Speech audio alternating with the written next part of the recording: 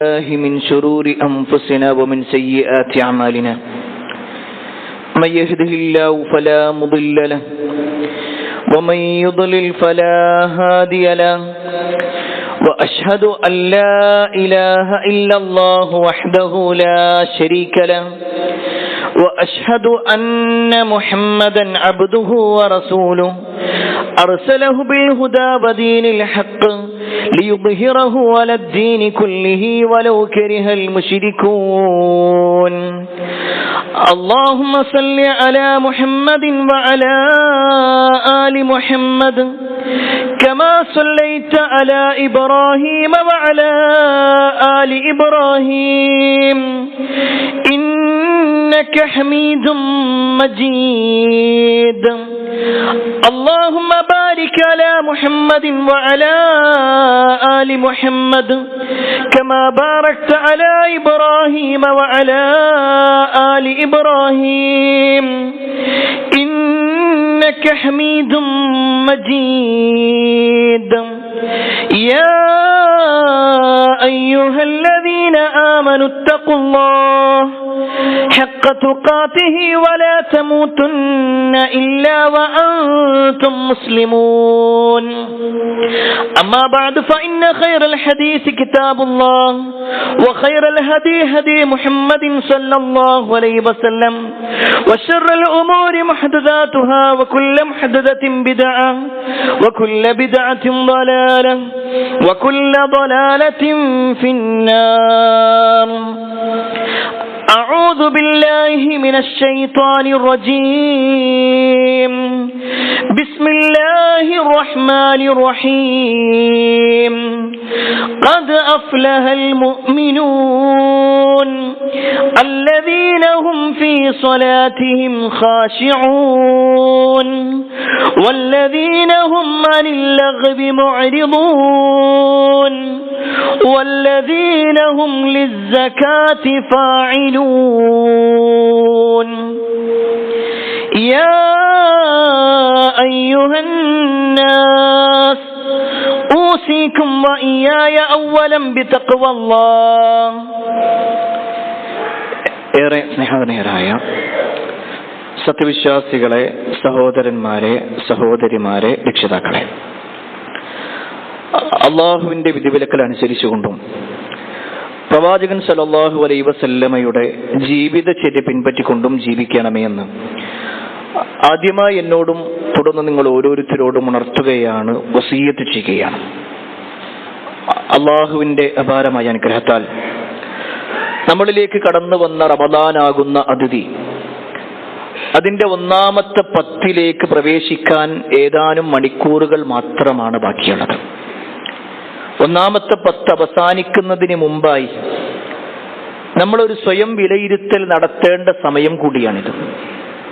ഒരു പക്ഷേ നോമ്പിന്റെ കാര്യത്തിൽ നമ്മൾ സജീവമായി ഇടപെടുന്നതോടൊപ്പം മറ്റുള്ള ആരാധനാ കർമ്മങ്ങളിൽ കൂടി ആ ഒരു ശ്രദ്ധയും സൂക്ഷ്മതയും ഉണ്ടോ എന്ന് നമ്മൾ ഓരോരുത്തരും പരിശോധിക്കണമെന്ന് പ്രത്യേകം ഓർമ്മപ്പെടുത്തുന്നു.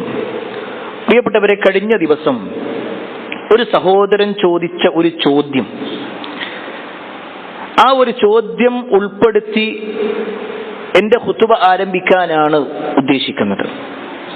അദ്ദേഹം ചോദിച്ച ചോദ്യം, ഒരാൾ നോമ്പെടുക്കുന്നുണ്ട്, എന്നാൽ അയാൾ നമസ്കാരത്തിന്റെ കാര്യത്തിൽ അത്ര കൃത്യതയോ കണിശതയോ ഇല്ല.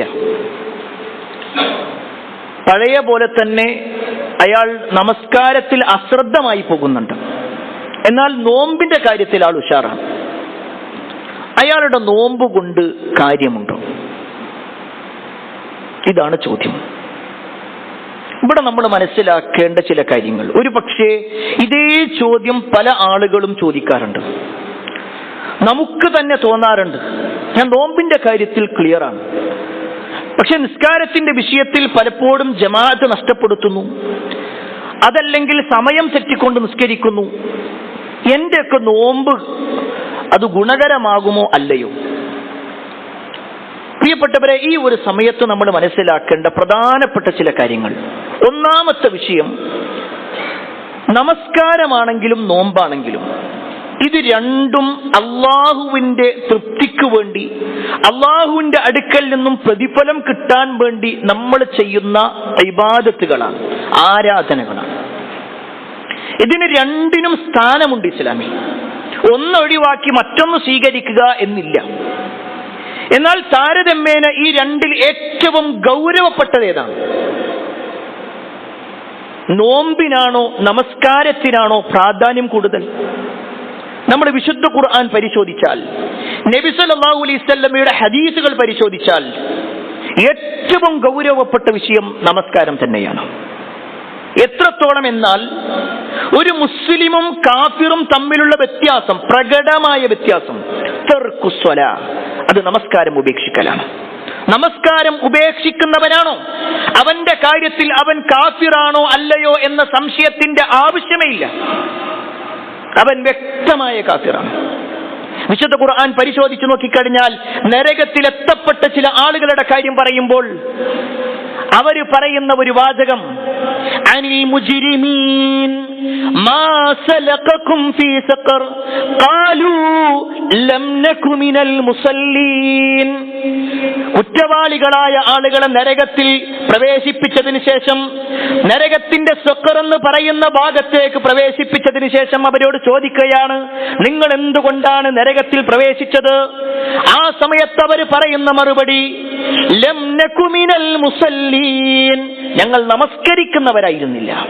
അത് പ്രിയപ്പെട്ടവരെ ഗൗരവപ്പെട്ട വിഷയം തന്നെയാണ്. എത്രത്തോളം എന്നാൽ നോമ്പും നമസ്കാരവും നമ്മളിങ്ങനെ തട്ടിച്ചു നോക്കുകയാണെങ്കിൽ നോമ്പ് ഒഴിവാക്കാൻ ഒരുപാട് ഇളവുകളുണ്ട്. ഒരാൾ യാത്രക്കാരനാണോ അയാൾക്ക് നോമ്പ് ഒഴിവാക്കാം. ഒരാൾ രോഗിയാണോ അയാൾക്ക് നോമ്പ് ഒഴിവാക്കാം. ഇങ്ങനെ പല ഇളവുകളും നോമ്പിന്റെ വിഷയത്തിലുണ്ട്.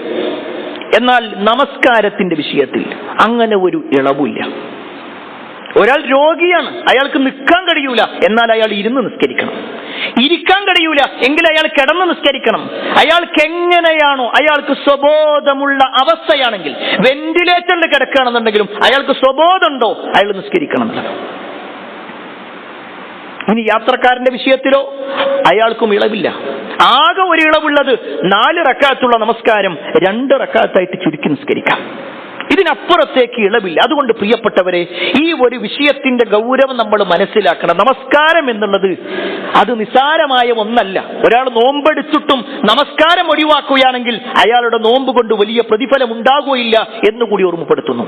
ഇനി പ്രിയപ്പെട്ടവരെ, ഇത്ര ഗൗരവപ്പെട്ടതാണ് നിസ്കാരമെങ്കിൽ ആ നിസ്കാരത്തിലേക്ക് ചേർത്ത് വെച്ചുകൊണ്ട് ഖുർആനിന്റെ ഒരു ഇരട്ട എന്ന നിലക്ക് അബ്ദുല്ലാഹി ഇബ്നു അബ്ബാസ് റളിയല്ലാഹു അൻഹു പറഞ്ഞൊരു കാര്യമുണ്ട്. ഖുർആനിൽ എവിടെയെല്ലാം നമസ്കാരത്തെക്കുറിച്ച് പറയുന്നുണ്ടോ അതിൽ ഒട്ടുമിക്ക സ്ഥലങ്ങളിലും അതിലേക്ക് ചേർത്തു പറഞ്ഞ ഒരു കാര്യം, ഇഖാമത്തുസ് സ്വലാഹ് വ ഈതാഇസ് സകാഹ് വ തുഖീമുസ് സ്വലാഹ് വ തുഅതിയസ് സകാഹ്. നമസ്കാരം നിലനിർത്തണം എന്ന് പറഞ്ഞിടത്തെല്ലാം അതിന്റെ ഒരു ഇരട്ടയായി, അതിന്റെ ഒപ്പമായി അതിലേക്ക് ചേർത്ത് വെച്ച് പറഞ്ഞ ഒരു കാര്യമാണ് സക്കാത്ത് എന്ന വിഷയം. ഒരു പക്ഷേ ഇന്ന് നമ്മുടെ സമൂഹത്തിൽ ഒരുപാട് ആളുകൾ സക്കാത്തിന്റെ വിഷയത്തിൽ അത്ര ഗൗരവത്തിലല്ല എന്ന് പറയാതിരിക്കാൻ നിർവാഹമില്ല. നമ്മുടെ സമൂഹത്തെ നമ്മളിങ്ങനെ നോക്കിക്കഴിഞ്ഞാൽ സക്കാത്തിന്റെ വിഷയത്തിൽ ആളുകൾ പ്രധാനമായിട്ടും 3 തരത്തിലായിട്ട് നമുക്ക് കാണാൻ പറ്റും. അതിൽ ഒന്നാമത്തെ വിഷയം, സക്കാത്തിനെ കുറിച്ച് ഒന്നും അറിയൂല.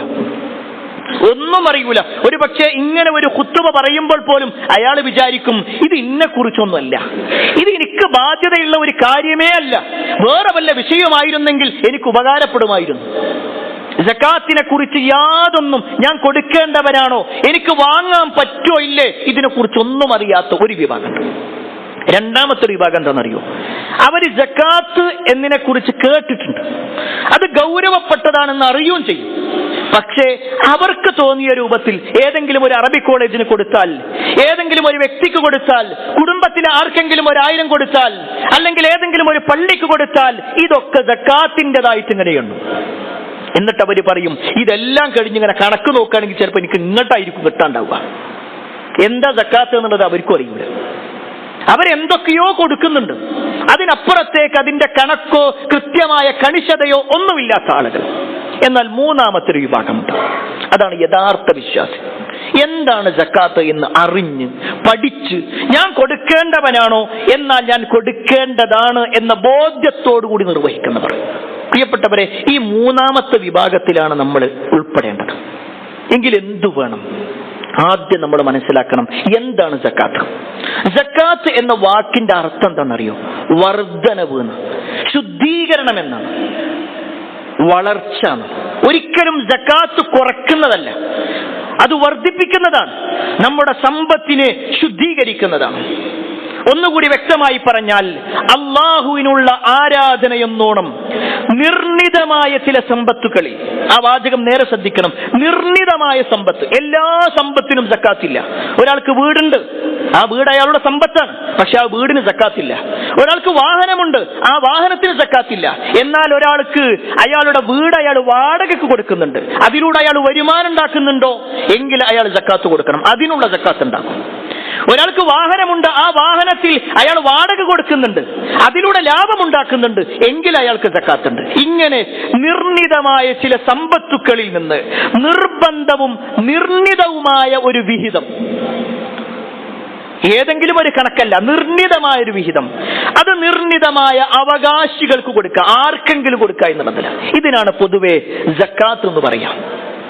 നിർണിതമായ സമ്പത്താണ്, നിർണിതമായ ആളുകൾക്കാണ് കൊടുക്കേണ്ടത്, നിർണിതമായ കണക്കാണ് ഇതിനുണ്ടാകുക, ആ നിലക്കാണ് ഇത് കൊടുക്കേണ്ടി വരിക. എങ്കിൽ പ്രിയപ്പെട്ടവരെ, ഇതിന്റെ ഗൗരവം നമ്മൾ മനസ്സിലാക്കണമെന്നുണ്ടെങ്കിൽ ഒന്നാമത്തെ വിഷയം, സക്കാത്ത് എന്നുള്ളത് ഇസ്ലാം കാര്യത്തിൽപ്പെട്ട നിർബന്ധമായ കാര്യമാണ്. നബി സല്ലല്ലാഹു അലൈഹി വസല്ലം പറഞ്ഞു, ബുനിയൽ ഇസ്ലാമു അലാ ഖംസിൻ. ഇസ്ലാം നിർമ്മിക്കപ്പെട്ടിട്ടുള്ളത്, ഇസ്ലാമിന്റെ സ്തംഭങ്ങൾ എന്ന് പറഞ്ഞാൽ 5 എണ്ണമാണ്. ഒന്ന് ഷഹാദത്ത് കലിമയാണെങ്കിൽ, രണ്ടാമത്തത് നബി സല്ലല്ലാഹു അലൈഹി വസല്ലം പറഞ്ഞത് നമസ്കാരമാണ്, മൂന്നാമത്തെ വിഷയം സക്കാത്ത്. സക്കാത്ത് കൊടുക്കുക. നമ്മളെല്ലാവരും പഠിച്ചിട്ടുണ്ട്, ഇസ്ലാം കാര്യങ്ങൾ എണ്ണി പഠിച്ചവരാണ്. എങ്കിൽ ആ ഇസ്ലാം കാര്യത്തിൽപ്പെട്ടതാണ് സക്കാത്ത് നിർവഹിക്കുക, സക്കാത്ത് കൊടുക്കുക എന്നുള്ളത് നിർബന്ധമായ കാര്യം. രണ്ടാമത്തെ വിഷയം, ഒരാൾക്ക് ഈമാനുണ്ട് എന്നതിന്റെ അടയാളം, ഒരാൾ വിശ്വാസിയാണ് എന്നതിന്റെ അടയാളം. നേരത്തെ ഇസ്ലാം കാര്യത്തിലാണെങ്കിൽ ഈമാനുമായി ബന്ധപ്പെട്ടുകൊണ്ടും എണ്ണി പറഞ്ഞിട്ടുണ്ട്. ഞാൻ തുടക്കത്തിൽ ഓതി വെച്ച ആയത്ത്, വിശുദ്ധ ഖുർആൻ 23-ാം അധ്യായം സൂറത്തുൽ മുഅ്മിനൂനിലെ തുടക്കത്തിലുള്ള ആയത്തിൽ കാണുവാൻ സാധിക്കും, ഖദ് അഫ്ലഹൽ മുഅ്മിനൂൻ, തീർച്ചയായും സത്യവിശ്വാസികൾ വിജയിച്ചിരിക്കുന്നു. എന്താണ് ആ വിശ്വാസിയുടെ പ്രത്യേകത? അല്ലദീന ഹും ഫീ സ്വലാത്തിഹിം ഖാശിഊൻ, അവർ അവരുടെ നമസ്കാരത്തിൽ ഭയഭക്തിയുള്ളവരാണ്. വല്ലദീന ഹും അനിൽ ലഗ്വി മുഅരിദൂൻ, വ്യതിരിക്തമായ ഒരു മനുഷ്യനെ സംബന്ധിച്ചിടത്തോളം വ്യർത്ഥമായ വിഷയങ്ങളുണ്ട്, അതിൽ നിന്ന് വിട്ടുനിൽക്കുന്ന ആളായിരിക്കും. വല്ലദീന ഹും ലിസ്സകാത്തി ഫാഇലൂൻ, അവർ സക്കാത്ത് കൊടുക്കുന്നവരുമായിരിക്കും. ഒരു വിശ്വാസിയെ സംബന്ധിച്ചിടത്തോളം അവൻ നിസ്കരിക്കുന്നവനാണ് എന്ന് മാത്രമല്ല, അവൻ സക്കാത്ത് കൊടുക്കുന്നവരുമാണ്. അതും ഗൗരവപ്പെട്ട വിഷയം. ഇനി മൂന്നാമത്തെ ഒരു കാര്യം, സക്കാത്തിന്റെ ഫളലുകളിൽ കാണാൻ പറ്റും, ഒരു സക്കാത്ത് ഒരാൾ നിർവഹിക്കുന്നുണ്ടെങ്കിൽ അവൻ ആ വ്യക്തിയെയും അവന്റെ സമ്പത്തിനെയും ശുദ്ധീകരിക്കുന്ന ഒരു കാര്യമാണ്. നേരത്തെ നമ്മൾ പറഞ്ഞു, സക്കാത്ത് എന്ന വാക്കിന് ശുദ്ധീകരണം എന്നൊരു വാക്കുണ്ട്, ഒരർത്ഥം കൂടിയുണ്ട്. ആ വിഷയത്തിൽ അല്ലാഹു സുബ്ഹാനഹു വതആല പറയാണ്, ഖുദ് മിൻ അംവാലിഹിം സദഖ, ഖുദ് മിൻ അംവാലിഹിം സദഖ തുതഹിറുഹും വതുസക്കീഹിം ബിമാ വസല്ലി അലൈഹിം. അല്ലാഹു സുബ്ഹാനഹു വതആല പറയാണ്, അവരിൽ നിന്ന് നിങ്ങൾ സമ്പത്ത് സ്വീകരിക്കണം. എങ്ങനെ? തുതഹിറുഹും, അവരെ ശുദ്ധീകരിക്കാൻ, വതുസക്കീഹിം, അവരെ സംസ്കരിക്കാൻ, ബിഹ, അതുകൊണ്ട്. ആ സക്കാത്ത് എടുത്താലാണ് സമ്പത്ത് ശുദ്ധീകരിക്കുള്ളൂ, സക്കാത്ത് കൊടുത്താലാണ് നമ്മൾ ശുദ്ധീകരിക്കപ്പെടുള്ളൂ. ഈ ഒരു ആയത്തിനെ വിശദീകരിച്ചുകൊണ്ട് പണ്ഡിതന്മാർ വിശദീകരിച്ച് നമുക്ക് കാണാൻ പറ്റും. എത്രത്തോളം എന്നാൽ, മഹദിയായ നമ്മുടെ ഉമ്മയായ ആയിഷ റളിയല്ലാഹു അൻഹ പറയുന്ന ഒരു വാചകം, സഹാബിമാരിൽ ഒട്ടുമിക്ക ആളുകളും പറഞ്ഞൊരു വാചകമുണ്ട്, കേട്ടോളും പ്രിയപ്പെട്ടവരെ. നമ്മുടെ സമ്പത്ത് ശുദ്ധീകരിക്കപ്പെടണമെങ്കിൽ, നമ്മുടെ സമ്പത്തിൽ മാലിന്യം അടിഞ്ഞുകൂടിയിട്ടില്ല എന്ന് ഉറപ്പുവരുത്തണമെങ്കിൽ, നമ്മുടെ സമ്പത്തിലുള്ള സക്കാത്തിന്റെ ഓഹരി അതിന്റെ ആളുകൾക്ക് കൊടുക്കണം. നമ്മുടെ കയ്യിൽ കുറെ പൈസ ഉണ്ട്, അതിന്റെ സക്കാത്തിന്റെ ഓഹരി നമ്മൾ കൊടുത്തിട്ടില്ലെങ്കിൽ, സക്കാത്തിന്റെ അവകാശികളെ ഏൽപ്പിക്കാത്ത ആ സമ്പത്ത് എത്ര കാലം നമ്മുടെ സമ്പത്തിലുണ്ടോ അതിനനുസരിച്ചുകൊണ്ട് നമ്മുടെ സമ്പത്തും മോശമായി പോകും, നഷ്ടമായി പോകും. അത്ര ഗൗരവമുണ്ട് ഈ വിഷയത്തിന്. അത്ര ഗൗരവപ്പെട്ട വിഷയം. അതുകൊണ്ട് പ്രിയപ്പെട്ടവരെ, നമ്മൾ പരിശോധിക്കണം, നമ്മുടെ സമ്പത്ത് ശുദ്ധീകരിക്കപ്പെടണോ വേണ്ടയോ, നമ്മുടെ സമ്പത്ത് സംസ്കരിക്കപ്പെടണോ വേണ്ടയോ. സംസ്കരിക്കപ്പെടണമെങ്കിൽ നമ്മുടേതല്ലാത്ത ഒരു ഓഹരി അതിലുണ്ട്. അത് ചിലപ്പോൾ 1000 രൂപയായിരിക്കാം, ചിലപ്പോൾ 10,000 രൂപയായിരിക്കാം, ചിലപ്പോൾ 1,00,000 പക്ഷെ എത്രയാണെങ്കിലും അത് നമ്മുടേതല്ല. നമ്മുടേതല്ലാത്തതിലേക്ക് ചേർന്നാൽ, ഒരു കൊട്ട ആപ്പിളിൽ ഒരാപ്പിൾ മോശമായി കഴിഞ്ഞാൽ കുറച്ചു കാലം കഴിയുമ്പോൾ എല്ലാം മോശമായി മാറും. നമുക്കറിയുന്ന കാര്യമാണ്. നമ്മുടെ വീട്ടിലേക്ക് നമ്മൾ കൊണ്ടുവന്നാൽ ഏതെങ്കിലും ഒന്ന് മോശമായ ഒരു ആപ്പിൾ ഉണ്ടെങ്കിൽ, ഒരു ഫലമുണ്ടെങ്കിൽ, ഒരു മാമ്പഴമുണ്ടെങ്കിൽ നമ്മളത് എടുത്തു മാറ്റും, അത് ബാക്കി കൂടി കേടുവരുത്തും. എങ്കിൽ പ്രിയപ്പെട്ടവരെ, നമ്മുടേതല്ലാത്ത സമ്പത്ത് നമ്മൾ സ്വരുക്കൂട്ടി വെച്ച് അക്കൗണ്ടിൽ വെച്ച് അതിങ്ങനെ നമ്മുടെ അവകാശമായിട്ട് ഇങ്ങനെ കൊണ്ടു നടക്കുന്നുണ്ടെങ്കിൽ തീർച്ചയായും അത് മറ്റുള്ള സമ്പത്ത് കൂടി ഹറാമാക്കുന്ന അവസ്ഥയായിരിക്കും. അള്ളാഹു കാത്തുരക്ഷിക്കുമാറാവട്ടെ. അത്ര ഗൗരവപ്പെട്ട വിഷയം. ഇനിയോ, സക്കാത്തിനെ സംബന്ധിച്ചിടത്തോളം സക്കാത്ത് എന്നത് വളർച്ചയാണ്, തളർച്ചയല്ല. ഒരു മനുഷ്യൻ സക്കാത്ത് കൊടുക്കുമ്പോ സക്കാത്ത് കൊടുക്കുന്നതിലൂടെ അവൻ പാപ്പരായി പോകുകയല്ല. അല്ലാഹു സുബ്ഹാനഹു വ തആല അവന് വർദ്ധിപ്പിച്ചു കൊടുക്കുകയാണ് ചെയ്യുക. വിശുദ്ധ ഖുർആനിലൂടെ അല്ലാഹു സുബ്ഹാനഹു വ തആല പലിശയെ കുറിച്ച് പറഞ്ഞു.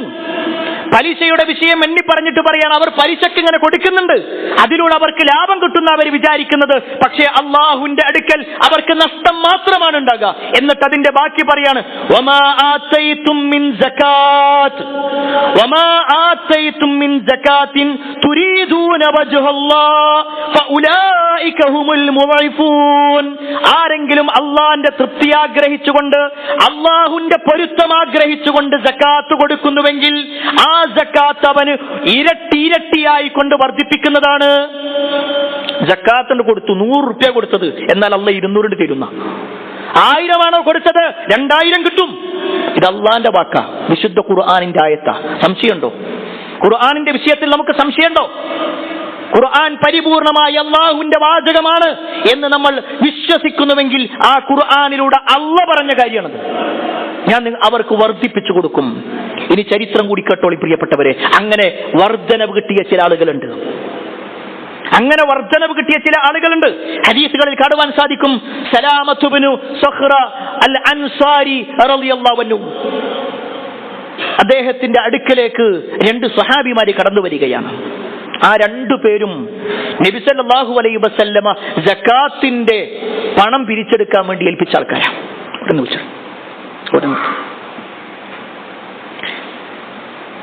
സലാമത്ത് ഇബ്നു സഖ്റ റളിയല്ലാഹു അൻഹു റസൂലുള്ളാഹി സ്വല്ലല്ലാഹു അലൈഹി വസല്ലം 2 പേരെ പറഞ്ഞയക്കണം സകാത്ത് പിരിക്കാൻ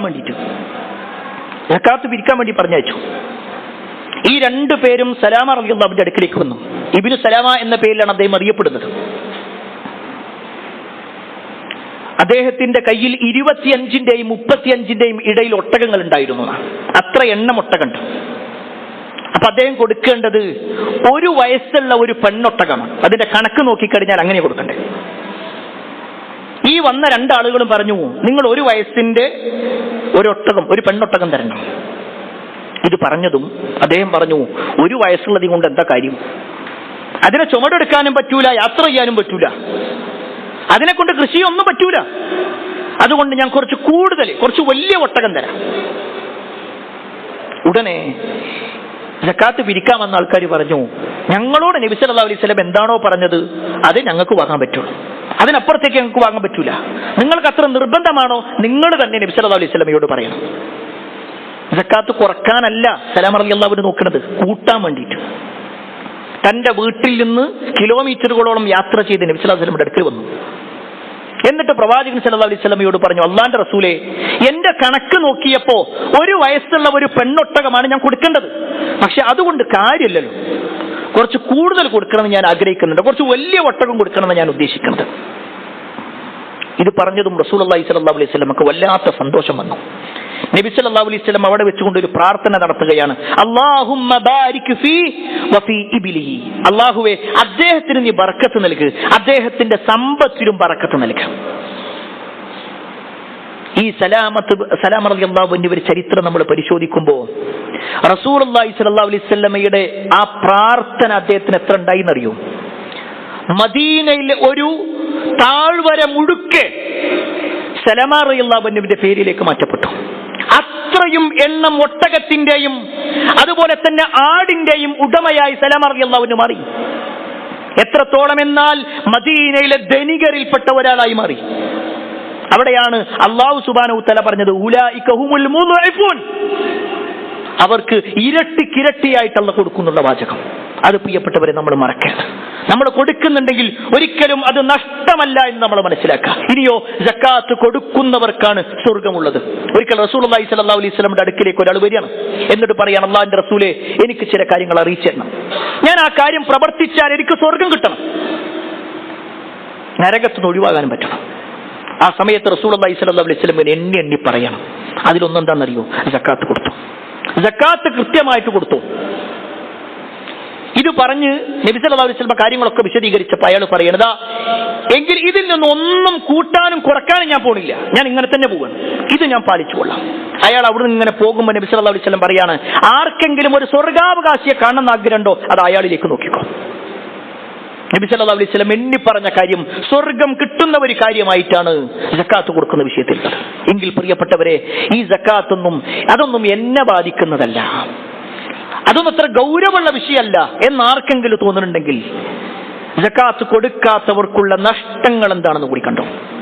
അല്ലാഹു വിശുദ്ധ ഖുർആനിലൂടെ പറയാണ്, വലാ യഹ്സബന്നല്ലദീന യബ്ഖലൂന ബിമാ ആതാഹുമുല്ലാഹു മിൻ ഫദ്ലിഹി ഹുവ ഖൈറുൽ ലഹും.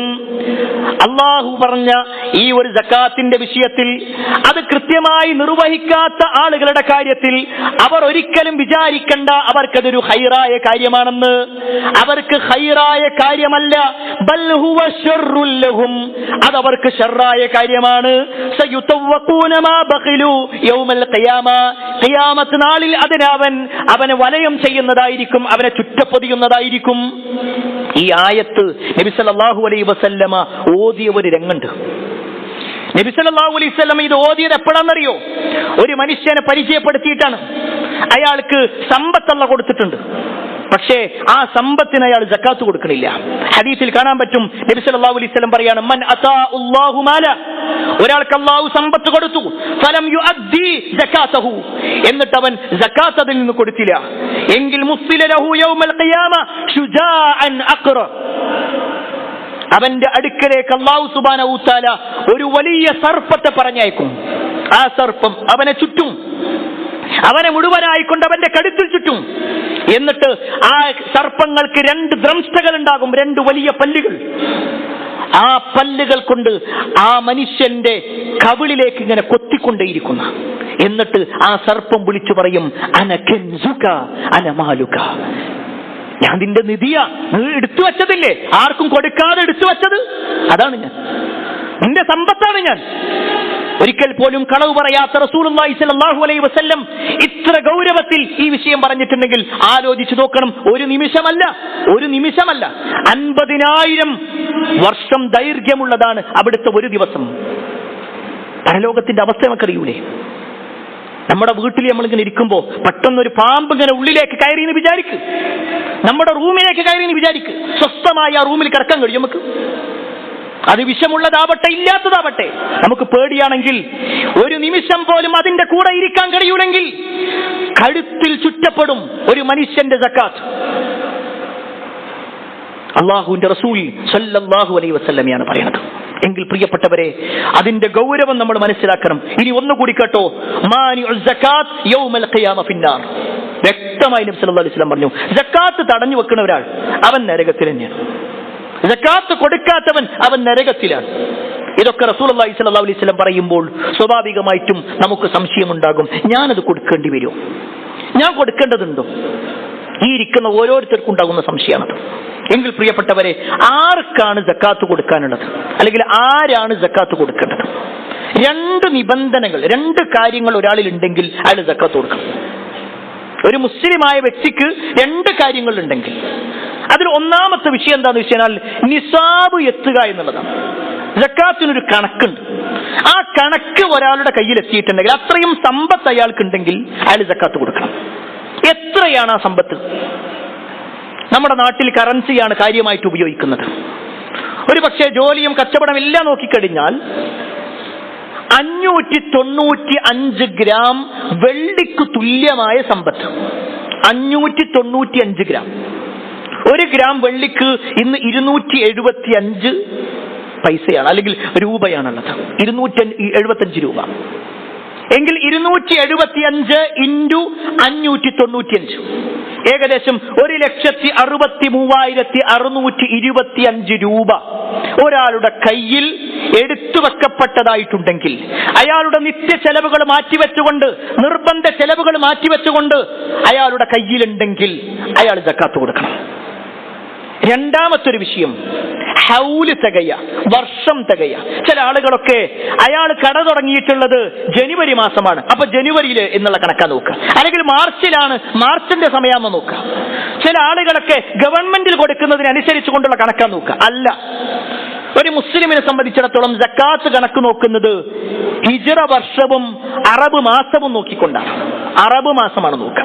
ഒരാൾ മുഹറമിലാണോ എന്നാൽ അടുത്ത മുഹറം വരെ, റമദാനിലാണോ എന്നാൽ അടുത്ത റമദാൻ, റമദാൻ 25-നാണോ എന്നാൽ റമദാൻ അടുത്ത റമദാൻ 25-ന്റെ ഉള്ളിൽ. അപ്പോഴേക്ക് കൃത്യമായ കണക്കുണ്ടാവണം. ആ കണക്ക് നോക്കിക്കൊണ്ടാണ് ഒരാൾ കൊടുക്കേണ്ടത്. സാലറി വാങ്ങുന്നവരോടാണ് ഓർമ്മപ്പെടുത്താനുള്ളത്, കച്ചവടക്കാരോടാണ് ഓർമ്മപ്പെടുത്താനുള്ളത്. നമ്മൾ സക്കാത്ത് കണക്ക് നോക്കണം.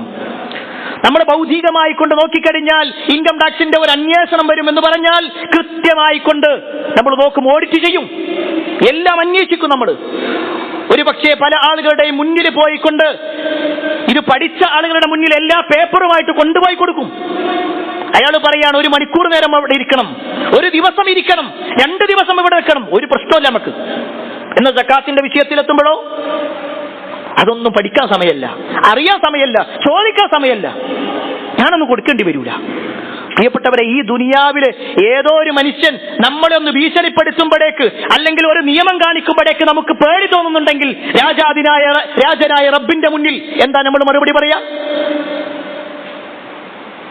ഇപ്പൊ നമ്മൾ പരസ്പരം പറയുന്ന മറുപടിയൊക്കെ അള്ളാന്റെ മുന്നിൽ പറയാൻ പറ്റണതാ?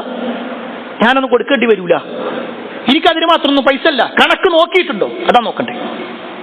നമ്മൾ കണക്ക് നോക്കിയിട്ട് പറയാണ്, ഇല്ല ഞാൻ എല്ലാം നോക്കി, ഈ പറഞ്ഞ രൂപന്റെ കയ്യിലില്ല, അത്രയ്ക്ക് വന്നിട്ടില്ല. എങ്കിൽ പ്രിയപ്പെട്ടവരെ, നമ്മൾ പരിശോധിക്കണം. നമ്മുടെ കച്ചവടത്തിന്റെ കാര്യം നോക്കണം, നമ്മുടെ കടയിലുള്ള സ്റ്റോക്ക് നോക്കണം. അതിനു വേണ്ടി ചിലപ്പോൾ 1 ദിവസമോ 2 ദിവസമോ ഒരാഴ്ചയോ കട അടച്ചു വെക്കേണ്ടി വരും. കാരണം അതിൽ വർധനവ് പടച്ചോനാ തരുന്നത്. നമ്മുടെ ഹറാമായ മുതലുമായിട്ട് നിറച്ചരുത്. അത് ഗൗരവപ്പെട്ട ഒരു വിഷയമാണ്. അതുപോലെ തന്നെ പ്രിയപ്പെട്ടവരെ, എത്രയാണ് കൊടുക്കേണ്ടത്? ഇതും പല ആളുകൾക്കുള്ള സംശയമാണ്. എത്രയാണ് കൊടുക്കേണ്ടത്? സക്കാത്ത് കൊടുക്കേണ്ടത് 2.5%. എല്ലാത്തിന്റെ വിഷയത്തിലല്ല, കൃഷിയുമായി ബന്ധപ്പെട്ടുകൊണ്ട് വരുമ്പോൾ വേറെ നിയമമാണ്. എന്നാൽ പൊതുവെ സാലറിയുടെ വിഷയത്തിൽ, കച്ചവടത്തിന്റെ വിഷയത്തിലേക്കൊക്കെ നോക്കുമ്പോൾ നമുക്ക് കിട്ടുന്ന വരുമാനങ്ങൾ എല്ലാം ഒരു ഭാഗത്തേക്ക് വെക്കാം. നമുക്ക് സാലറി ഉണ്ടോ അത് നമ്മളൊരു പെട്ടിയിൽ വെച്ചു. അതുപോലെ തന്നെ നമുക്ക് വാടകയിനത്തിൽ കിട്ടാനുള്ളതുണ്ടോ അതും വെച്ചു.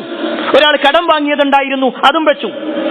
ഇങ്ങനെ നമുക്ക് കിട്ടിയ മുഴുവൻ സമ്പത്തും വെച്ചിട്ട് നമ്മുടെ നിർബന്ധ ബാധ്യതകളെല്ലാം ഒഴിവാക്കി ആ ഒരു പെട്ടിയിൽ 1,63,625 രൂപക്ക് മുകളിൽ പണമുണ്ടെങ്കിൽ അതിന്റെ 2.5%. അതിന്റെ 2.5%. 2 ലക്ഷമാണോ എങ്കിൽ 5,000 കൊടുക്കണം. ഓരോന്നിന്റെയും എത്രയാണോ നമ്മുടെ കയ്യിലുള്ളത് അത് നോക്കാനുള്ള എളുപ്പവഴി കൂടി പറഞ്ഞുതരാം. നമ്മുടെ കയ്യിലുള്ള മുഴുവൻ പൈസയും കണക്കൂട്ടാം. എല്ലാവരുടെ കയ്യിലും കാൽക്കുലേറ്റർ ഉണ്ടാകും, മൊബൈലിൽ കാൽക്കുലേറ്റർ ഉണ്ട്. എങ്കിൽ നമ്മളതും കണക്ക് നോക്കിയിട്ട് ഹരിക്കണം 40 എന്ന് അടിച്ചു നോക്കുക. അതാണ് 2.5% നോക്കാനുള്ള വഴി. എത്രയാണോ പണമുള്ളത് അത് ഹരിക്കുക 40, എങ്കിൽ കിട്ടുന്ന ഒരു സംഖ്യ ഉണ്ട്. അതാണ് നമ്മൾ സക്കാത്ത് കൊടുക്കാനുണ്ടാകുക. പിന്നെ ഇങ്ങനെ ഞാൻ കൊടുക്കണോ എന്ന് അന്വേഷിക്കേണ്ട ആവശ്യമല്ല. ഇനി സഹോദരിമാരിക്കട്ടോ, ഒരു സ്ത്രീയെ സംബന്ധിച്ചിടത്തോളം സ്വർണത്തിന്റെ വിഷയത്തിൽ ഗൗരവമുണ്ട്. 10.5 പവന് മുകളിൽ 20 ദീനാർ എന്ന് പറഞ്ഞാൽ 10.5 പവനാണ്. അതിന് മുകളിൽ 10.5 പവനോ അതിന് മുകളിലോ എത്രയുണ്ടെങ്കിലും കൊടുക്കണം. ഈ 10.5 പവന് ഒഴിവാക്കിയിട്ടല്ല. ചില ആളുകളൊക്കെ ഇങ്ങനെ റീലുകളുമായിട്ട് വരികയാണ്. ഒരു പെണ്ണ് 50 പവൻ അവളുടെ ശരീരത്തിൽ ഇട്ട് നടക്കുന്നുണ്ട്, എന്നാലും അവൾ സക്കാത്ത് കൊടുക്കണ്ട. ആര് പറഞ്ഞു? അവൾ ഉപയോഗിക്കുന്നു എന്നതുകൊണ്ട് സക്കാത്തിൽ നിന്ന് ഒഴിവാക്കപ്പെടുമോ? റസൂലുള്ളാഹി സ്വല്ലല്ലാഹു അലൈഹി വസല്ലമയുടെ ഹദീസുകൾ പരിശോധിക്കുമ്പോൾ പ്രവാചകൻ സ്വല്ലല്ലാഹു അലൈഹി വസല്ലമയുടെ അടുക്കലേക്ക് വന്ന ഒരു സ്ത്രീയുടെ വിഷയത്തിൽ, അവളുടെ കയ്യിലുള്ള സ്വർണം കണ്ട ഒരു വളയുടെ വിഷയത്തിൽ പ്രവാചകൻ സ്വല്ലല്ലാഹു അലൈഹി വസല്ലം ചോദിച്ചിട്ടുണ്ട്, അതിന്റെ സക്കാത്ത് കൊടുത്തിട്ടുണ്ടോ? ബാക്കിയുടെ സ്വത്ത് കൂടി കൂട്ടിയിട്ടാ പറയുന്നത്. ഒരു വളക്ക് സക്കാത്ത് ഉണ്ടെന്നല്ല. എങ്കിൽ പ്രിയപ്പെട്ടവരെ, ഈ വിഷയം സഹോദരിമാര് ശ്രദ്ധിച്ചോ. 10.5 പവനിൽ മുകളിലുണ്ടെങ്കിൽ ചില ആളുകൾക്ക് ഇങ്ങനെ ബാങ്ക് ലോക്കറിൽ കൊണ്ടുവച്ചിക്കാം, അതൊരു അസറ്റായിട്ട് മാറ്റിവെച്ചിക്ക. എങ്കിൽ എത്ര കാലം നമ്മുടെ കയ്യിൽ, 1 വർഷം തികയുന്നുണ്ടോ കൊടുക്കണം. 25 പവനുണ്ട്, അത് നമ്മൾ എടുത്തു വെച്ചിരിക്കുകയാണ്. ഇത്തവണ നമ്മൾ കൊടുത്താൽ അടുത്ത വർഷവും അതിന്റെ 2.5% നോക്കി കൊടുക്കണം. അത് കഴിഞ്ഞ വർഷം കൊടുത്തില്ലേ, വർഷം മാറി, എങ്കിൽ അത് കൊടുക്കണം. പ്രിയപ്പെട്ടവർ, ഇതൊക്കെ ഇങ്ങനെ പറയുമ്പോൾ ശൈത്താൻ ഇങ്ങനെ മനസ്സിങ്ങനെ പിടിച്ചുകൊണ്ടിരിക്കും. എന്നാലും ഞാൻ കഷ്ടപ്പെട്ടുണ്ടാക്കിയതല്ലേ, ഞാൻ അധ്വാനിച്ചതല്ലേ. അവിടെ നമ്മളിങ്ങനെ ആലോചിച്ചാൽ മതി, ഉമ്മാന്റെ ഗർഭപാത്രത്തിൽ നിന്ന് വരുമ്പോഴേ ഈ 2 കൈ ഇങ്ങനെ പിടിച്ചു എന്നല്ലാതെ അതിലൊന്നും ഉണ്ടായിട്ടില്ല. ഒക്കെ പടച്ചോൻ തന്നതാ. നമ്മുടെ വാപ്പാന്റെ കയ്യിൽ നിന്ന് അനന്തര സ്വത്തായിട്ട് കിട്ടിയതാണെങ്കിലും റബ്ബ് തന്നതാ.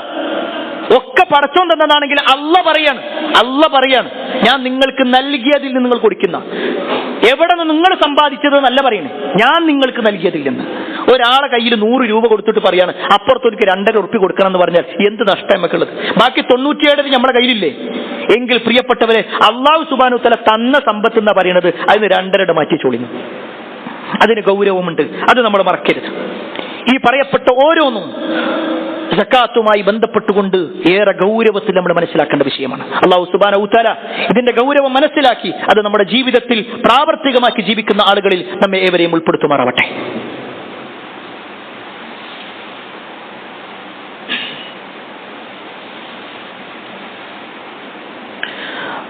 അൽഹംദുലില്ലാഹി റബ്ബിൽ ആലമീൻ വസ്സലാത്തു വസ്സലാമു അലാ റസൂലില്ലാഹ് വഅലാ ആലിഹി വഅസ്ഹാബിഹി അജ്മഈൻ, അമ്മാ ബഅദ്. പ്രിയപ്പെട്ട സഹോദരങ്ങളെ, സത്യവിശ്വാസികളെ, അല്ലാഹുവിന്റെ വിധിവിലക്കുകൾ അനുസരിച്ചുകൊണ്ടും പ്രവാചകൻ സല്ലല്ലാഹു അലൈഹി വസല്ലമയുടെ ജീവിതചര്യ പിൻപറ്റിക്കൊണ്ടും ജീവിക്കണമെന്ന് ഒരിക്കൽ കൂടി എന്നോടെന്നപോലെ നിങ്ങൾ ഓരോരുത്തരോടും ഉണർത്തുകയാണ്, വസിയ്യത്ത് ചെയ്യുകയാണ്.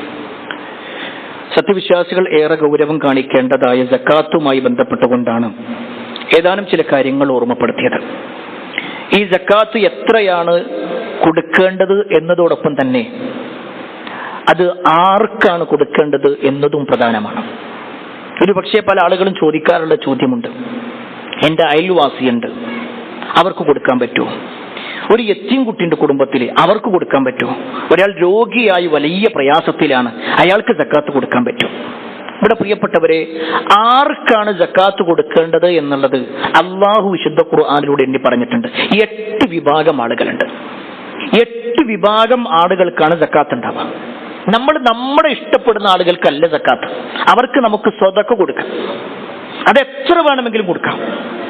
അമുസ്ലിമാണോ മുസ്ലിമാണോ നോക്കാതെ കൊടുക്കാം, കുടുംബക്കാരനാണോ അല്ലയോ നോക്കാതെ കൊടുക്കാം, ഒരു പ്രശ്നമില്ല സ്വതക്കയുടെ വിഷയത്തിൽ. എന്നാൽ സക്കാത്ത് ഒരാളുടേത് വീടണമെങ്കിൽ, ഒരാൾ കൊടുത്തത് അയാൾക്ക് വീടണമെങ്കിൽ, അയാളുടെ ബാധ്യത മാറണമെങ്കിൽ സക്കാത്തിന്റെ അവകാശികൾക്ക് തന്നെ അത് കൊടുക്കണം. സക്കാത്തിന്റെ അവകാശികളല്ലാത്തവർക്ക് അത് കൊടുത്തിട്ട് കാര്യമില്ല. വിശുദ്ധ ഖുർആനിലൂടെ അല്ലാഹു സുബ്ഹാനഹു വ തആല പറയുന്നു, സൂറത്തു തൗബയിലെ 60-ാമത്തെ ആയത്തിലൂടെ അല്ലാഹു സുബ്ഹാനഹു വ തആല പറയുന്നു, ഇന്നമസ് സ്വദഖ. ഇവിടെ സ്വദഖ എന്നതുകൊണ്ട് ഉദ്ദേശിക്കുന്നത് സക്കാത്തിന്റെ വിഷയമാണ്. തീർച്ചയായും സക്കാത്ത് കൊടുക്കുക അത് നിശ്ചിതമായ എണ്ണമാണ്. ഇന്നമ എന്ന് പറയുമ്പോൾ ലിൽ ഫുഖറാ, ഫഖീറന്മാർക്കാണ്. ഫഖീർ എന്ന് പറഞ്ഞാൽ ദരിദ്രൻ, ഒന്നിനും കഴിവില്ലാത്ത ഒരാൾ, വളരെ സാമ്പത്തികമായി പിന്നിലുള്ളവരാണ്. ഒരു പക്ഷേ അയാൾക്ക് ജോലിയുണ്ടെങ്കിലും അയാളുടെ സമ്പത്തിന്റെ പകുതി അല്ലെങ്കിൽ കിട്ടുന്നതിന്റെ പകുതി പോലും അയാളുടെ കാര്യങ്ങൾക്ക് ചെലവഴിക്കാൻ കഴിയൂല. അങ്ങനെ ദരിദ്രനായ ഒരാൾ, അയാളാണ് ഫക്കീർ എന്ന് പറഞ്ഞാൽ. എന്നാൽ രണ്ടാമത്തെ ഒരു വിഭാഗമുണ്ട്, മിസ്കീൻ. മിസ്കീൻ എന്ന് പറഞ്ഞാൽ അയാൾക്ക് ഒരു പക്ഷേ ജോലി ഉണ്ടാകും, ഒരു പക്ഷേ വീടുണ്ടാകും, പക്ഷേ അയാളുടെ ചെലവുകൾ നോക്കുന്ന സമയത്ത് അയാളുടെ ചിലവ് കൂടുതലാണ്. അത് വെറുതെ കളയുന്നതല്ല, അയാൾ കുടുംബപരമായി പല പ്രയാസങ്ങളിലാണ്. അതുകൊണ്ടാണ് വിശുദ്ധ ഖുർആനിൽ സൂറത്തുൽ കഹ്ഫിൽ ഒരു മിസ്കീനിനെ കുറിച്ച് പറയുന്നുണ്ട്, ഏതാനും മിസ്കീനുകളെ കുറിച്ച്. ഖിദ്ർ അലൈഹിസ്സലാം പോകുന്ന സമയം മൂസാ നബിയും ഖിദ്ർ അലൈഹിസ്സലാമും പോകുമ്പോൾ ഒരു കപ്പലിൽ കയറി. ആ കപ്പലിന്റെ ഉടമകളെ കുറിച്ച് അല്ലാഹു പ്രയോഗിച്ചത് മിസ്കീൻ. ഒരു കപ്പലിന്റെ ഉടമ എന്ന് പറയുമ്പോൾ വലിയ വലിയ 7 നിലയോ 10 നിലയോ ഉള്ള കപ്പൽ എന്നല്ല. അന്നത്തെ സൗകര്യം ഉപയോഗപ്പെടുത്തിക്കൊണ്ട് പലക കൊണ്ടുള്ള ഒരു കപ്പലാണ്. കപ്പലിന്റെ ഉടമകളാണ്, പക്ഷെ അവരെന്നാലും മിസ്കീനാണെന്ന് പറഞ്ഞു. എങ്കിൽ സമ്പത്തുണ്ട് അവർക്ക്, പക്ഷെ അവരുടെ സമ്പത്ത് അവരുടെ കാര്യങ്ങൾക്കൊന്നും തികയണില്ല. അതാണ് മിസ്കീനുകൾ എന്ന് പറഞ്ഞാൽ. മൂന്നാമത്തത് വൽആമിലീന അലൈഹ, സകാത്ത് പിരിക്കാനായിട്ട് ഏൽപ്പിക്കപ്പെട്ട ആളുകൾ, അതിനു വേണ്ടി ജോലിയായിട്ട് ചെയ്യുന്ന ആളുകൾ. അത് പള്ളി കമ്മിറ്റിപ്പെട്ട ആളുകൾക്കല്ല, മറിച്ച് അതൊരു ജോലിയായി ഒരു ഇസ്ലാമിക ഗവൺമെന്റ് ഏൽപ്പിച്ചു കൊടുത്ത ആളുകൾ ഉണ്ടാകും. അവരത് കൃത്യമായി ഓരോ നാട്ടിലും പോകും, ഓരോരുത്തരുടെയും കണക്ക് നോക്കും, എന്നിട്ട് അത് മുഴുവനാക്കി ബൈത്തുൽ മാലിലേക്ക് കൊണ്ടുപോകും, അല്ലെങ്കിൽ സകാത്തിന്റെ ഭാഗത്തേക്ക് കൊണ്ടുപോയി കൊടുക്കും. അങ്ങനെ ഒരു ഉത്തരവാദിത്തമായി ഏൽപ്പിക്കപ്പെട്ട ആളുകൾ, അവരാണ് മൂന്നാമത്തെ വിഭാഗം. നാലാമത്തത് വൽ മുഅല്ലഫതി ഖുലൂബുഹും, ദീനുമായിട്ട് ഇങ്ങനെ അടുത്തു നിൽക്കുന്ന ആളുകൾ. 2 രൂപത്തിൽ പണ്ഡിതന്മാർ അതിന് വിശദീകരിച്ചിട്ടുണ്ട്. ഒന്ന്, ഇസ്ലാം സ്വീകരിച്ചിട്ടുണ്ട്, പക്ഷെ അവർക്ക് സാമ്പത്തികമായിട്ടൊന്നുമില്ല. പ്രത്യേകിച്ച് ഒരാൾ മുസ്ലിമായി കഴിഞ്ഞാൽ അവന്റെ അമുസ്ലിമായ രക്ഷിതാക്കളിൽ നിന്ന് ഒരു അനന്തര സ്വത്തും അവന് കിട്ടൂല, അവൻ ഒന്നുമില്ലാത്തവനാണ്. എങ്കിൽ അയാളെ പരിഗണിക്കുക എന്ന നിലക്ക് സകാത്ത് കൊടുക്കാം. വേറെ ചില പണ്ഡിതന്മാർ അതിനൊന്നുകൂടി വിശദീകരിച്ചു. ഒരാൾക്ക് ദീനുമായിട്ട് അടുപ്പമുണ്ട്, ചില തടസ്സങ്ങൾ മാത്രമാണ്, ആ തടസ്സം നീങ്ങാൻ വേണ്ടി മാത്രം കൊടുക്കാം. വീണ്ടും ഓർമ്മപ്പെടുത്തുന്നു, ഈ പറഞ്ഞതിന്റെ അർത്ഥം ഒരാൾ സമ്പത്ത് കൊടുത്തിട്ട് ഒരാളെ ഇസ്ലാമിലേക്ക് സ്വീകരിക്കണമെന്നല്ല. ഞങ്ങൾ ഇത്ര പൈസ തരാം, നീ ഇസ്ലാമിലേക്ക് വാ എന്നല്ല. അങ്ങനത്തെ ഒന്നില്ല ഇസ്ലാമിൽ. അങ്ങനെ പണം കൊടുത്തുകൊണ്ടോ അല്ലെങ്കിൽ പ്രേമം നടിച്ചുകൊണ്ടോ ഒന്നും ഇസ്ലാമിലേക്ക് സ്വീകരിപ്പിക്കേണ്ട ഒരാവശ്യം ഇസ്ലാമിനില്ല. ഇനി അഞ്ചാമത്തെ വിഷയം വഫിൽ റിഖാബ്, ഒരാള് അടിമയാണ്, ആ അടിമത്ത മോചനത്തിന് വേണ്ടി ഉപയോഗപ്പെടുത്തുക എന്നുള്ളത്. അതുപോലെ തന്നെ വൽ ഗാരിമീൻ, ഒരാളെ സംബന്ധിച്ചിടത്തോളം അയാൾ കടം കൊണ്ട് വലഞ്ഞവരാണ്. കടം കൊണ്ട് വലഞ്ഞ ഒരാളെ സംബന്ധിച്ചിടത്തോളം അയാൾക്ക് വേണ്ടി നമുക്ക് സമ്പത്ത് കൊടുക്കാം. അവിടെ പ്രത്യേകം മനസ്സിലാക്കണം, കടമില്ലാത്ത ഒരു ചുരുക്കമായിരിക്കും, എല്ലാവർക്കും കടങ്ങൾ ഉണ്ടാകും. എന്നാൽ എല്ലാ ആളുകൾക്കും കൊടുക്കേണ്ടതല്ല സക്കാത്ത്. ഒരു മനുഷ്യന് കടമുണ്ട്, അയാളുടെ നിത്യ ചെലവ് നോക്കിക്കൊണ്ട് ഒരിക്കലും അയാൾക്ക് അയാളുടെ കടം വീട്ടാൻ കഴിയൂല, എങ്കിൽ അയാൾക്ക് കൊടുക്കാം. ഇനി മറ്റൊന്ന് പണ്ഡിതന്മാർ വിശദീകരിച്ചിട്ടുള്ളത്, വേറെ ഒരാളുടെ കടം ഒരാൾ ഏറ്റെടുത്തു, വാപ്പ മരിക്കണ സമയത്തോ അല്ലെങ്കിൽ സഹോദരൻ മരിക്കണ സമയത്തോ കൂട്ടുകാരൻ മരിക്കണ സമയത്തോ ഒന്ന് ഞാനത് ഏറ്റെടുത്തു എന്ന് പറഞ്ഞിട്ടുണ്ടെങ്കിൽ ആ വ്യക്തിയെ സഹായിക്കുക എന്ന നിലക്ക്, ആ നിലക്കും എണ്ണി പറഞ്ഞിട്ടുണ്ട്. അതുപോലെ തന്നെ 7ാമത്തെ കാര്യം, അള്ളാഹുവിന്റെ മാർഗത്തിൽ ഫീ സബീലില്ലാഹ്, അള്ളാന്റെ മാർഗത്തിൽ കൊടുക്കുക. അഥവാ യുദ്ധത്തിന്റെ വിഷയത്തിൽ മാത്രമാണത്. ചില ആളുകൾ ഈ ഫീ സബീലില്ലയാണ് പള്ളി ഉണ്ടാക്കാൻ വേണ്ടിയിട്ട് ചോദിക്കുക, അല്ലെങ്കിൽ മദ്രസയുടെ വിഷയത്തിൽ ചോദിക്കുക, യതീംഖാനന്റെ വിഷയത്തിൽ ചോദിക്കുക. അതൊന്നുമില്ല. ഫീ സബീലില്ലാ എന്ന് പറയുമ്പോൾ അത് പ്രത്യേക വിഭാഗമാണ്. അഥവാ അള്ളാഹുവിന്റെ മാർഗം, അഥവാ ജിഹാദ്, അള്ളാഹിന്റെ മാർഗത്തിലുള്ള യുദ്ധത്തിന്റെ വിഷയത്തിലാണ്. ഇവിടെ സംശയമുണ്ടാകും പല ആളുകൾക്കും, യതീം കുട്ടിക്ക് കൊടുത്തൂടെ? കൊടുക്കാം, പക്ഷേ ആ കുട്ടി ഈ പറയപ്പെട്ട ഏതിലെങ്കിലും ഒന്നുകിൽ ഫക്കീറാവണം അല്ലെങ്കിൽ മിസ്കീനാവണം, ആ രൂപത്തിലുള്ളതായിരിക്കും. ഒരാൾ രോഗിയാണ് എന്നതുകൊണ്ടോ അയാളുടെ ചികിത്സക്ക് എന്ന നിലക്കോ സകാത്ത് കൊടുക്കാൻ പറ്റൂല. മറിച്ച് അയാൾ ഫക്കീറാണ് അല്ലെങ്കിൽ മിസ്കീനാണ്, അല്ലെങ്കിൽ ചികിത്സയുടെ ആവശ്യപ്രകാരം അയാൾ കടത്തിന്റെ മേൽ കടത്തിലായിട്ടുണ്ട്, എങ്കിൽ കടം വീട്ടാൻ വേണ്ടിയിട്ട് എന്നതിലേക്ക് കൊടുക്കാം. ഇനി 8ാമത്തെ വിഷയം, ഒരാൾ വഴിപോക്കനാണ്. അയാളൊരു നാട്ടിൽ പെട്ടുപോയി, ഒരാളൊരു നാട്ടിലേക്ക് പോകാൻ, ആ നാട്ടിലെത്തി അയാൾ കുടുങ്ങിപ്പോയി, അയാൾക്ക് തിരിച്ചു വരാൻ പറ്റാത്തൊരവസ്ഥയാണ്. എങ്കിൽ അയാൾ നാട്ടിലേക്ക് തിരിച്ചു കൊണ്ടുവരിക എന്ന നിലക്ക് അയാൾ സാമ്പത്തികമായി സഹായിക്കാൻ സകാത്തിന്റെ പൈസ ഉപയോഗിക്കാം. ഈ പറഞ്ഞ 8 വിഭാഗത്തിനല്ലാതെ സകാത്തിന്റെ പൈസ അല്ല, കൊടുക്കാൻ പാടില്ല. ഇത് കൊടുത്താലേ നമ്മുടെ സക്കാത്ത് കൂട്ടുള്ളൂ. എങ്കിൽ പ്രിയപ്പെട്ടവരെ, ഇതിലേക്ക് ചേർത്ത് വെച്ചുകൊണ്ടൊരു കാര്യം കൂടി പറയാം. വാങ്ങുന്നവരോടാണ്, സക്കാത്ത് വാങ്ങുന്നവരോടാണ് ഓർമ്മപ്പെടുത്താനുള്ളത്. ഒരു മനുഷ്യൻ നമ്മുടെ കയ്യിൽ ഏൽപ്പിക്കുന്നത് അയാൾ അള്ളാഹിനോട് പറഞ്ഞ കരാറിന്റെ അടിസ്ഥാനത്തിലാണ്. ഞാൻ മുസ്ലിമാണ്, എന്റെ ഉത്തരവാദിത്തമായ സക്കാത്ത് ഞാൻ കൊടുക്കുക എന്ന ഉത്തരവാദിത്തത്തിലാണ് അയാൾ നൽകിയതെങ്കിൽ നമ്മൾ അതിന്റെ അവകാശിയല്ലാതെ നമ്മളത് സ്വീകരിച്ചാൽ അള്ളാന്റെ അടുക്കൽ വലിയ കുറ്റകരമാണ് നമ്മൾ ചെയ്യണത്. നല്ലോണം ശ്രദ്ധിക്കണം പ്രിയപ്പെട്ടവരെ. ചില ആൾക്കാരൊക്കെ എനിക്ക് കിട്ടിയില്ല എന്ന് പറഞ്ഞിട്ടാ പരാതി വരാനുള്ളത്. നമ്മൾ അന്വേഷിക്കണം, നമ്മൾ ചോദിക്കണം, നമ്മളോട് ചോദിക്കണം, ഞാനിതിന്റെ അവകാശിയാണോ ഇല്ലേ, ഞാൻ അത് വാങ്ങാൻ പറ്റോ ഇല്ലേ, എനിക്ക് എന്തെങ്കിലും വേറൊരു വഴി ഉണ്ടോ ഇല്ലേ, എങ്കിൽ ആ വഴിയാ സ്വീകരിക്കേണ്ടത്. നബി സല്ലല്ലാഹു അലൈഹി വസല്ലമയുടെ അടുക്കൽ വന്ന ഒരാൾ, നബി ഇരിക്കും സക്കാത്തിന്റെ പൈസ വേണം എന്നിട്ട്, നല്ല തണ്ടും തടിയുള്ള ഒരു മനുഷ്യൻ. നബി സല്ലല്ലാഹു അലൈഹി വസല്ലം അവരോട് പറഞ്ഞത്, പോയി വിറക് വിറക് പെറുക്ക്, എന്നിട്ട് അത് ചന്തയിൽ കൊണ്ടുപോയി വെക്കുക. ഒരാളോട് ചോദിക്കുന്നതിനേക്കാൾ നല്ലതാണ്. എത്ര ഗൗരവമുണ്ടതിന്. എത്രയോ ആളുകളുണ്ട് ഇങ്ങനെ 27 രാവാകുന്ന സമയത്തൊക്കെ നമ്മുടെ നാട്ടിൽ ഇങ്ങനെ നടക്കുക. 27 രാവിന്റെ പൈസ, സക്കാത്തിന്റെ പൈസ എന്ന് പറഞ്ഞിട്ട് നടക്കുക. എല്ലാ സൗകര്യമുള്ള ആളുകൾ അള്ളാന്റെ മുന്നിൽ കുറ്റക്കാരാകും. പ്രിയപ്പെട്ടവരെ, ഞാനൊന്നും വാങ്ങരുത് എന്നാണ് നമ്മൾ പ്രാർത്ഥിക്കേണ്ടത്. റബ്ബേ, അതിന്റെ ഒരു അവസ്ഥയിലേക്ക് ഞാൻ എത്തരുത്. അങ്ങനെ ഒരാളുടെ സക്കാത്തിന്റെ ഓഹരി വാങ്ങുന്ന ഒരു അവസ്ഥയിലേക്ക് എന്നെ നീ മാറ്റരുത് റബ്ബേ. പ്രിയപ്പെട്ടവർ, അത്ര ഗൗരവപ്പെട്ട വിഷയമാണ്. അതുകൊണ്ട് തന്നെ വാങ്ങുന്നവരും കൊടുക്കുന്നവരും ഒക്കെ ഈ കാര്യം കൂടി മനസ്സിലാക്കണം. കാരണം ഇതൊക്കെ വളരെ ഗൗരവപ്പെട്ട വിഷയമാണ്. അല്ലാഹു സുബ്ഹാനഹു വ തആല ഈ ദീനിനെ കൃത്യമായി അറിയുന്നതോടൊപ്പം നിയമങ്ങൾ മനസ്സിലാക്കുന്നതോടൊപ്പം അതനുസരിച്ച് ജീവിക്കാനുള്ള തൗഫീക്ക് നമുക്കെല്ലാം നൽകുമാറാവട്ടെ. എല്ലാ അർത്ഥത്തിലും നന്മകൾ ചെയ്ത് ജീവിക്കുന്ന ആളുകളിൽ അല്ലാഹു നമ്മെ ഇവരും ഉൾപ്പെടുത്തുമാറാവട്ടെ. സകാത്ത് കൃത്യമായി അറിയാനും മനസ്സിലാക്കാനും അത് ജീവിതത്തിൽ പകർത്താനുമുള്ള തൗഫീക്ക് അല്ലാഹു നമുക്ക് നൽകുമാറാവട്ടെ. അല്ലാഹുമ്മ ഗഫിർ മുഅ്മിനീന വൽ മുഅ്മിനാത്ത് والمسلمين والمسلمات الأحياء منهم والأموات إنك مجيب الدعوات يا قاضي الحاجات. اللهم اجرنا من النار، اللهم اجرنا من النار، اللهم اجرنا من النار. ربنا آتنا في الدنيا حسنة وفي الآخرة حسنة وقنا عذاب النار. آمين آمين برحمتك يا أرحم الراحمين والحمد لله رب العالمين.